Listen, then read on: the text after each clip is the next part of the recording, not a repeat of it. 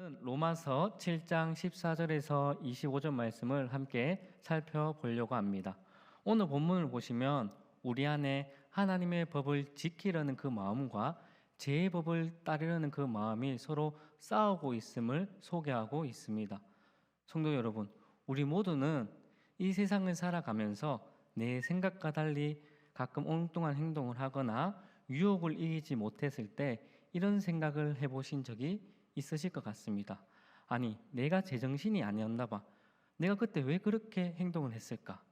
내 안에는 도대체 몇 개의 자아가 있길래 오늘도 유혹을 이기지 못했을까? 우리는 이처럼 하루에 수십 번씩, 많으면 수백 번씩 내적 갈등을 하면서 살아갑니다. 또한 내 마음 안에서 서로 다른 생각들이 투쟁을 하면서 살아갑니다. 먼저 예를 들어 자녀들을 보십시오. 스마트폰을 1시간 동안만 할 수 있다는 그 규칙을 정해 놓아도 아이들의 마음은 어떻습니까? 규칙을 정한 시간이 가까이 다가오면 1시간이 다 되었네, 이제 꺼야겠다라는 생각은 하지만 조금만 더 하고 부모님이 오시면 그때 꺼야지 라는 본성에 이끌리는 그런 선택을 하는 아이들의 모습을 우리가 보게 될 때가 있습니다. 그런데 아이들뿐만 아니라 우리도 내 안의 마음의 소원과 실제로 자기 자신에게서 나타나는 현실은 사뭇 다른 모습을 우리가 보게 될 때가 있지 않습니까? 오늘 본문 말씀에서도 우리와 똑같이 영육 간의 투쟁, 즉 신앙적 갈등을 하는 바울의 모습이 등장합니다. 특별히 오늘 본문에 등장하는 나는 누구를 지칭하는지를 두고 많은 학자들의 의견이 분분합니다. 첫 번째로 사도 바울이 예수님을 믿기 전 중생하지 못한 상태라고 생각하는 그 견해와 두 번째로 중생하여 성화의 과정 중에 있는 신자들의 상태라고 생각하는 견해가 있습니다. 많은 학자들은 후자의 견해를 선택합니다. 저도 그렇게 생각을 하고 있는데 그 이유는 19절과 22절 말씀입니다. 우리 함께 19절과 22절 말씀 읽도록 하겠습니다. 내가 원하는 바 선은 행하지 아니하고 도리어 원하지 않는 바 악을 행하는도다. 내 속사마로는 하나님의 법을 즐거워하되. 아멘.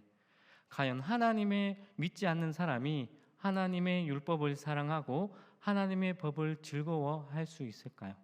또한 25절 말씀에 우리 주 예수 그리스도로 말미암아 하나님께 감사하리로다.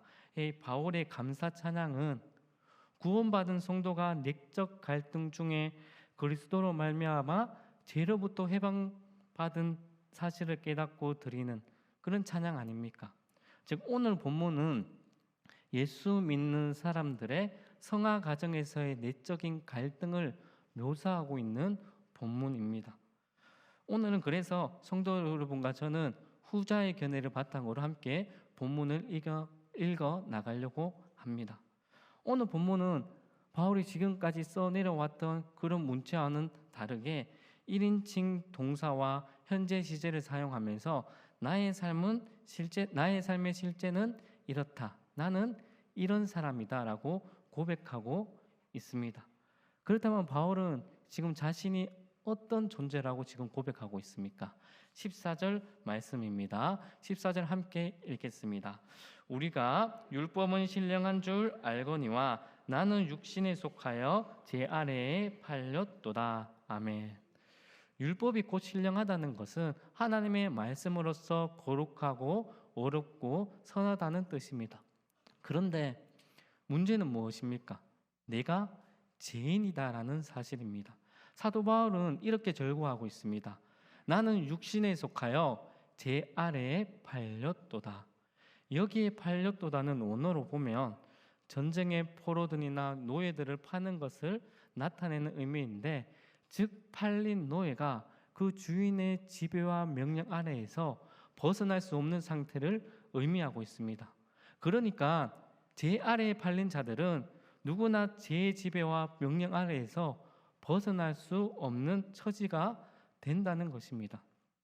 즉 바울은 지금 율법은 선한 것을 알고 있는데 여전히 내 속에는 죄의 유혹과 죄의 영향력이 나를 공격하고 있어서 죄에 붙잡혀 죄에게 종노릇하는 자신만 발견하게 된다라고 지금 고백하고 있습니다.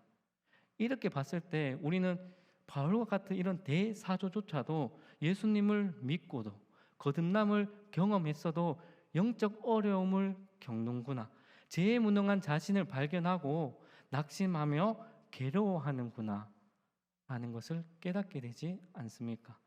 성도 여러분, 우리 모두도 하나님을 믿고 예수 그리스도를 믿고 거듭나 하나님의 자녀가 되었습니다. 그런데 우리의 인격 속에는 무엇이 남아 있습니까? 죄가 남아 있습니다. 아담으로 인해 타락한 그 본성의 찌꺼기가 우리 마음에 남아 있다라는 것입니다. 이것을 바울은 육신이라는 말로 표현을 하고 있습니다. 육신이란 내 몸, 육체적인 몸을 의미하는 것이 아니라 죄를 추구하고 행하는 그런 타락된 본성, 즉 하나님으로부터 멀리 떠나 있는 존재, 그래서 죄 아래에 팔려 죄의 노예가 된 상태를 말하고 있습니다. 그렇다면 우리는 계속 죄의 노예로 살아가야 할까요? 죄에 이끌리는 대로 우리는 따라가야 할까요? 그렇지 않다라는 것입니다. 갈라디아서 5장 16절과 17절 말씀에서 이렇게 말씀하고 있습니다. 16절과 17절 말씀을 함께 읽도록 하겠습니다. 시작. 내가 이르노니 너희는 성령을 따라 행하라. 그리하면 육체의 욕심을 이루지 아니하니라. 육체의 소욕은 성령을 거스르고 성령은 육체를 거스르나니 이 둘이 서로 대적하므로 너희가 원하는 것을 하지 못하게 하려 함이니라. 아멘. 지금 사도 바울이 육체의 욕심을 이루지 않으려면 무엇을 따르라고 말씀하고 있습니까? 바로 맞습니다. 성령을 따라 행하라라고 분명하게 말씀해 주고 있습니다. 육체의 소욕과 성령은 늘 대적합니다. 그렇지만 성령님께서는 어떤 분이십니까? 우리의 욕심 때문에 하나님의 뜻대로 살지 못할 때, 하나님의 뜻대로 구하지 못할 때 하나님 우편에서 우리를 위해서 하나님 뜻대로 중보해 주시는 분이 바로 성령님 아닙니까? 또한 우리가 죄의 세력을 극복할 수 있도록 도와주시는 분도 바로 성령님이십니다. 그렇게 우리는 성령의 도우심이 필요합니다. 성령의 도우심을 우리는 더욱 구해야 합니다. 성령의 이끄심에 이끌리며 우리는 살아가야 합니다. 그러할 때 우리는 육체의 욕심을 이기고 성령의 9가지 열매를 맺으며 살아갈 수 있다라는 것입니다. 그것을 기억하여 더욱 성령의 도우심을 구하며 십자가 대속의 은혜를 힘입어서 죄는 이기고 의를 행하시는 우리 성도님 다 되시기를 축복합니다.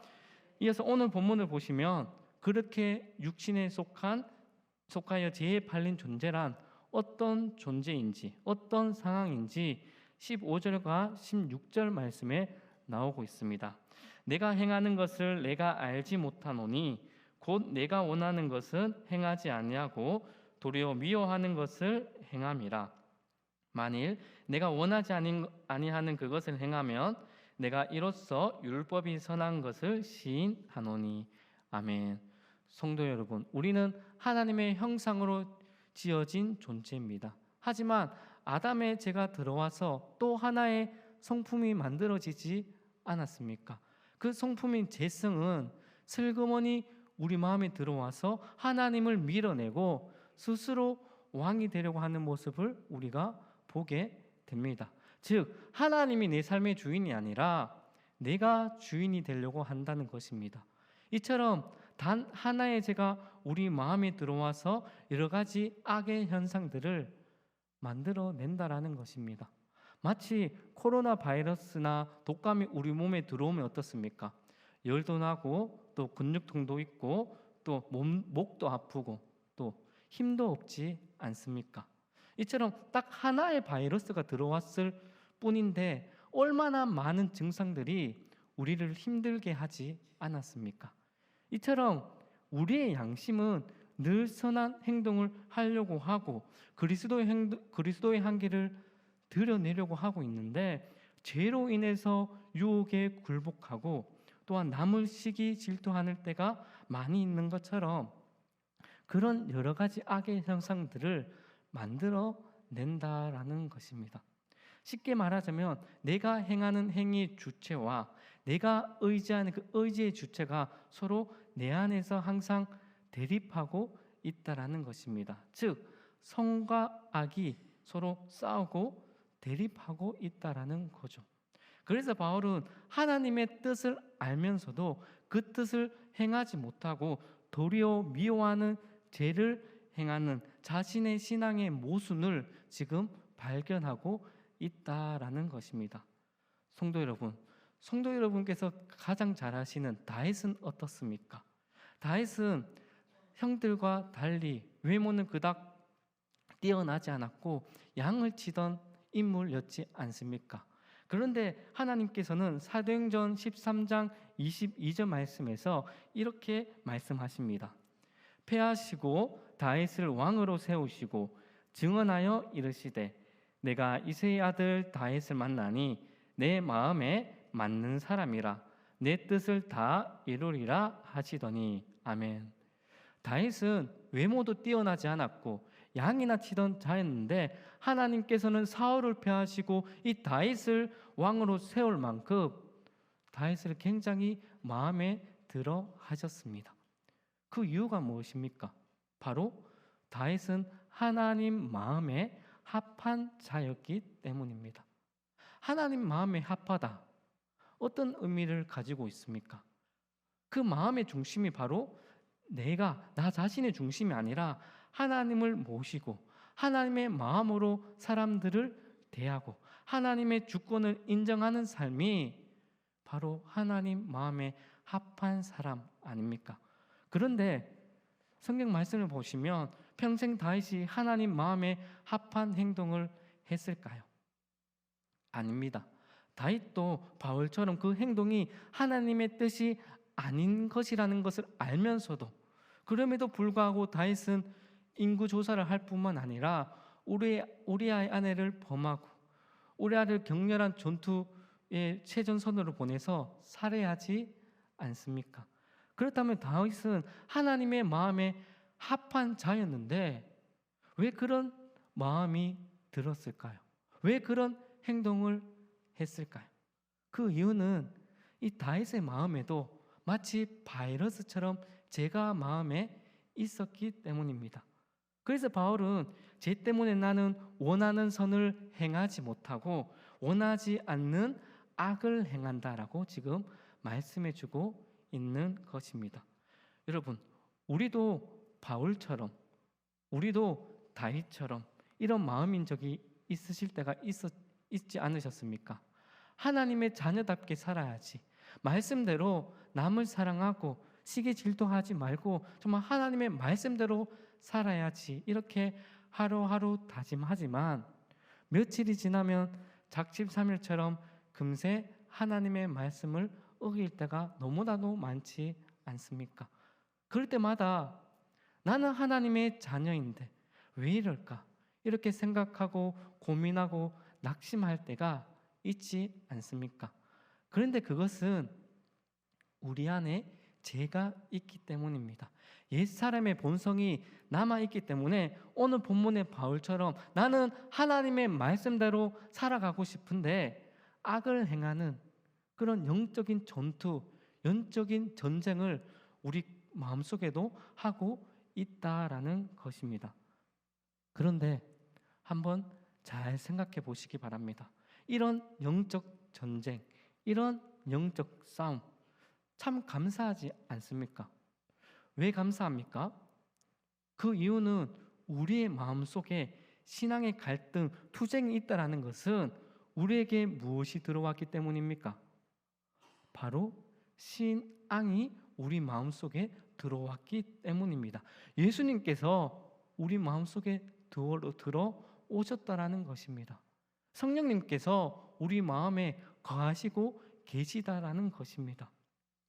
그렇게 자신의 영적으로 부족한 모순됨에 대하여 갈등하고 고뇌하고 그렇게 하는 이유는 이 신앙이 내 마음속에 들어왔기 때문이다라는 거죠. 반대로 하나님을 알지 못하는 그 사람이 이런 신앙적 갈등, 이런 신앙적 투쟁이 있을까요? 없습니다. 하나님을 믿지 않는 사람은 자기가 원하는 대로, 자신이 하고 싶은 대로 행하며 살아갑니다. 하지만 예수님을 믿는 사람은 다르지 않습니까? 예수님을 믿는다는 것은 자신을 들여다보는 그 돋보기를 하나씩 가지고 있는 것이고, 하나님에 대한 그 신앙의 그 확신과 신앙이 깊어지면 그 자신이 가지고 있던 그 돋보기의 그 배울이 더욱더 깊어질수록 그 신앙의 돋보기가, 그 배울이 높아진다라는 것입니다. 더 갈등하고 투쟁이 있다라는 거죠. 우리는 어쩌면 하나님의 뜻을 행하는데 성공하는 것보다 오히려 실패할 때가 더 많이 있을 수도 있습니다. 그렇지만 실패를 거듭하면서 우리가 회개하고 그리스도와 계속 교제하면, 그리고 또 그렇게 살아나간다면, 말씀대로 우리가 살아나간다면 우리의 신앙은 낮아지는 것이 아니라 더욱더 성장하게 된다라는 것입니다. 이러한 과정을 우리는 성화라고 부릅니다. 이러한 과정 속에서 옛사람의 본성에 타락한 그 찌꺼기는 점점 없어지고 성령의 충만한 열매가 맺지 않습니까? 그것을 깨달아 우리가 낙심하는 것이 아니라 더욱더 신앙의 갈등이 있다는 것에 감사하고, 나는 죽고 예수로 사는 인생, 더욱 그리스도와 붙어 있으려고 노력하시는, 그리고 또한 신앙이 한층 성장하시는 성도 여러분 모두가 되시기를 소망합니다. 이어서 24절 말씀을 함께 읽도록 하겠습니다. 시작. 오라, 나는 공고한 사람이로다. 이 사망의 몸에서 누가 나를 건져내라. 아멘. 지금까지 바울은 자기 자신 안에서 두 법이 싸우는 것을 보았습니다. 두 법이 어떤 법입니까? 한 법은 바울이 원하고 또 행하고 싶어하는 하나님의 법과, 또 다른 법은 아담으로부터 물려받은 옛사람의 본성의 법, 선을 행하는 것이 아니라 하나님의 명령을 어기고 악을 행하는 죄의 법, 이렇게 두 법이 싸운다라고 말씀하고 있습니다. 그런데 그 죄의 법이 사로잡히는 모습을 보니까 24절과 같이 나는 곤고한 사람입니다, 나는 비참한 사람입니다 라고 고백하고 있는 바울의 모습을 우리가 보게 됩니다. 부강교회 성도 여러분, 하나님의 자녀는 하나님의 법을 즐거워해야 합니다.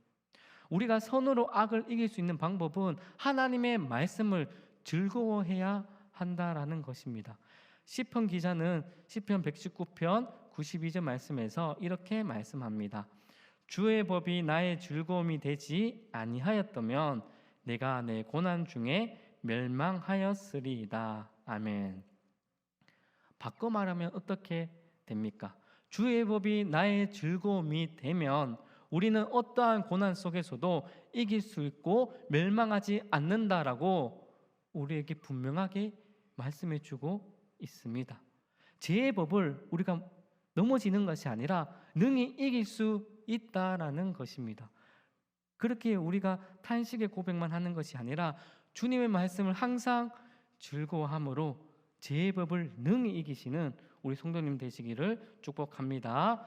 마지막으로 25절 말씀을 우리가 함께 읽도록 하겠습니다. 시작. 우리 주 예수 그리스도로 말미암아 하나님께 감사하리로다. 그런즉 내 자신이 마음으로는 하나님의 법을, 육신으로는 죄의 법을 섬기노라. 아멘. 성도 여러분, 우리는 이 죄와의 싸움에서 이기는 것이 참 쉽지 않습니다. 내 힘으로는 악을 이기는 것이 불가합니다. 내 능력으로 이기려고 하면 이기는 싸움도 우리는 지게 됩니다. 우리는 연약한 존재고 공고한 사람입니다. 그러나 우리에게 희망이 있고 하나님께 감사 고백을 할 수 있는 것은 한 가지 명제만 붙으면 됩니다. 한 가지 명제만 붙으면 우리 안에 두 법의 싸움이 그 결과가 아예 바뀐다라는 것입니다. 그렇다면 그 명제가 무엇입니까? 바로 세상을 이기신 예수님과 함께 한다면, 예수님이 내 안에 거하고 내가 예수님 안에 거한다면 우리는 이길 수 있는 삶을 살아낼 수 있다라는 것입니다. 로마서 8장 9절에서 10절 말씀에 이렇게 말씀합니다. 만일 너희 속에 하나님의 영이 거하시며 너희가 육신에 있지 아니하고 영에 있나니 누구든지 그리스도의 영이 없으면 그리스도의 사람이 아니라 또 그리스도께서 너희 안에 계시면 몸은 죄로 말미암아 죽은 것이나 영은 의로 말미암아 살아 있는 것이니라. 아멘. 그렇습니다. 예수 그리스도께서 율법의 조수에서 우리를 속량하셨고 예수님께서 무엇보다 세상을 이기셨기 때문에 내 마음에 예수님께서 사신다면, 예수 그리스도의 구속의 은혜만 우리가 바라보고 살아간다면 어떠한 유혹과 죄의 법을 이길 수 있다라는 것입니다. 나의 삶이 이전과 같을 수가 없다라는 것입니다. 그렇기에 하나님을 믿는 성도는 예수 그리스도만 바라보아야 합니다.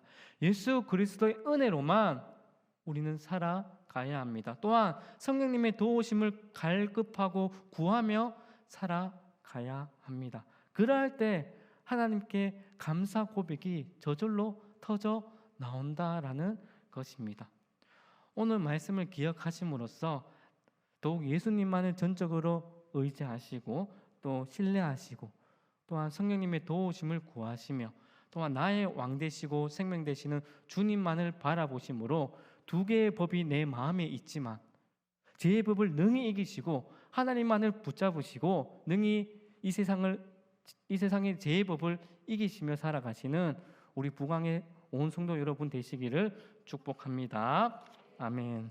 이 시간 말씀을 생각하시면서 내 안에 사는 이라는 찬양을 함께 고백했으면 좋겠습니다.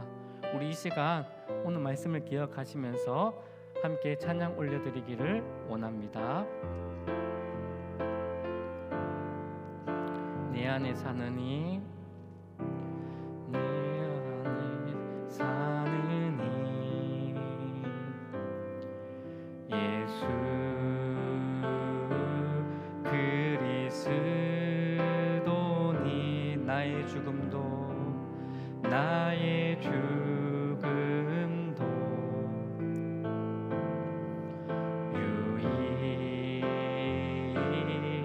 유익함이라. 내 안에 사는 이, 내 안에 사는 이 예수 그리스도니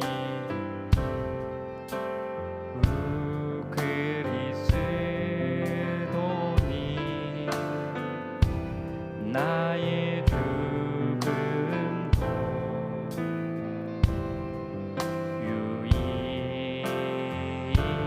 유익함이라. 나의 왕 나의 내 왕 내 노래 내 생명 또 내 기쁨 나의 힘 나의 것 내 평화 나의 주 내 안에 사는 이 예수 그리스도니 예수 그리스도니 나의 죽음도 유익함이라. 유익함이라. 나의 왕 나의 왕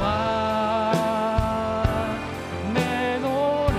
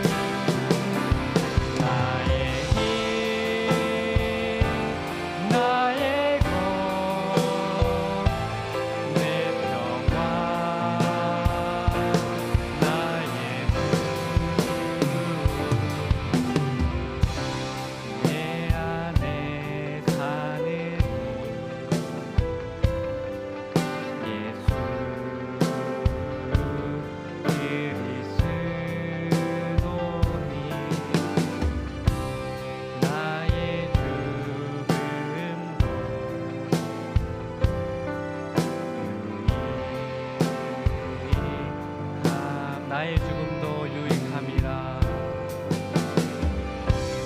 나의 죽음도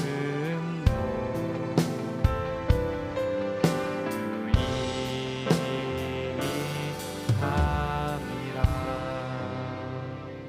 이 시간 들으신 말씀과 나는 죽고 예수 그리스도가 사는, 예수님이 나의 주인이 되는 삶으로 은혜가 흘러넘치는 복된 삶 되게 해달라고 2024년 한 해 연약한 나의 모습을 인정하며 또 하나님의 말씀을 즐거워하며 25절 말씀처럼 우리 주 예수 그리스도로 말미암아 항상 감사하는 삶 살아가게 해달라고 이 시간 말씀을 기억하며 주님의 이름을 간절히 부르짖고 합심하여 기도하겠습니다.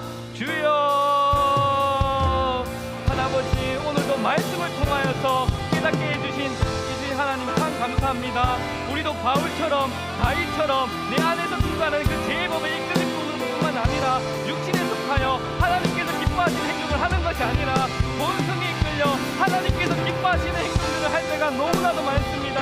하나님 용서하여 주시옵소서. 하나님 불쌍히 여겨 주시옵소서. 하나님 우리를 도와주시옵소서. 하나님 주님 안에서 네 영혼이 다시 태어나기를 소망합니다.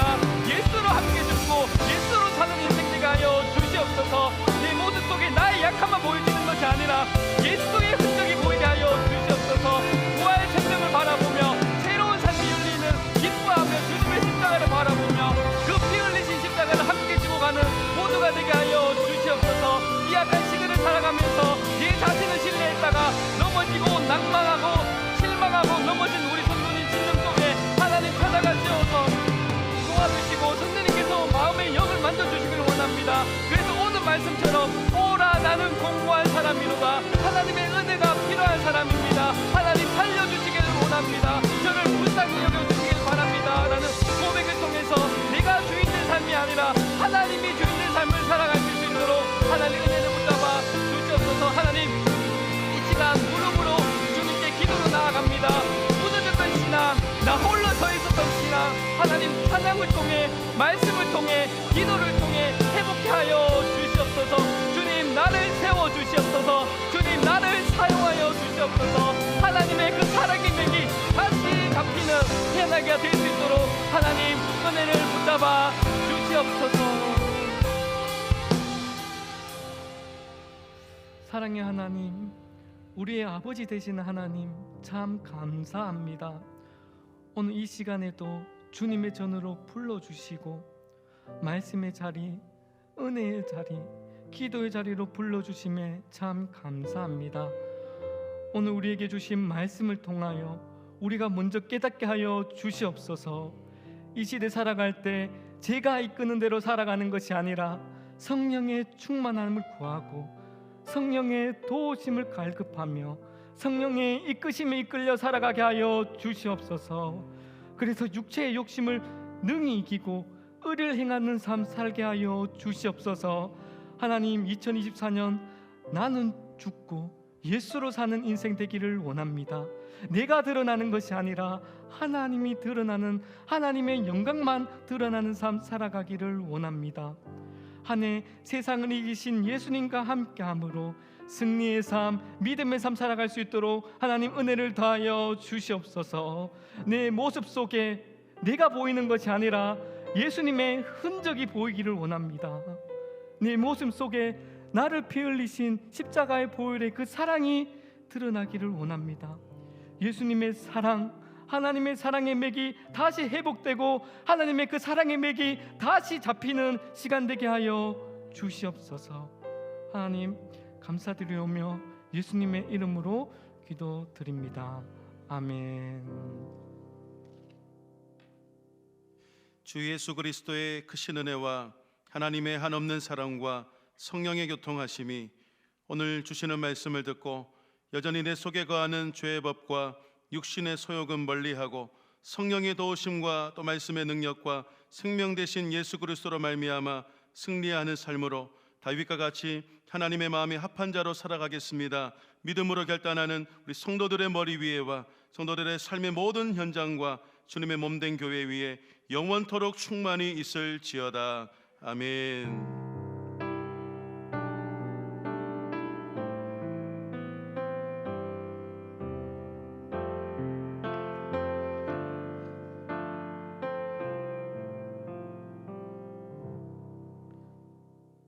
오늘 주신 말씀과 가지고 오신 기도 제목이 응답될 줄로 믿고 우리 주님의 이름을 간절히 부르짖고 기도하시다가 자유롭게 돌아가시면 되겠습니다. 주여